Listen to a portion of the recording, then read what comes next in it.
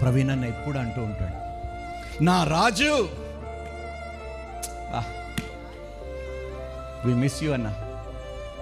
ఎంత గొప్ప సాక్ష్యం అండి ఆయనది. ఎలా బ్రతికాడు, లోక మాలిన్యము అంటుకోకుండా తన రాజుకి చావులో కూడా ఘనతనిచ్చిన వ్యక్తి. హల్లెలూయా. మనం బ్రతికుండగా ఇవ్వలేకపోతున్నాం, ఆయన బ్రతికుండి చనిపోయినా కూడా ఘనతనివ్వగలిగాడు దేవునికి. హల్లెలూయా.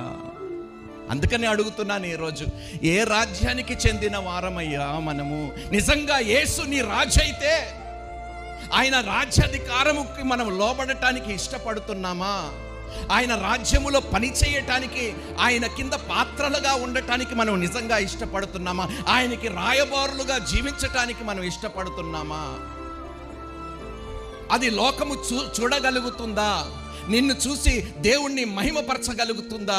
ఎస్, వీరు దేవుని సంబంధులు అని సాక్ష్యం ఇవ్వగలుగుతుందా ఈ లోకము మన బ్రతుకులని చూసి? అంటే మనం ఏ రాజ్యములో పనిచేస్తున్నాము? ఎవరి రాజ్యములో? అమ్మా ఒప్పుకోకండి అబ్బా.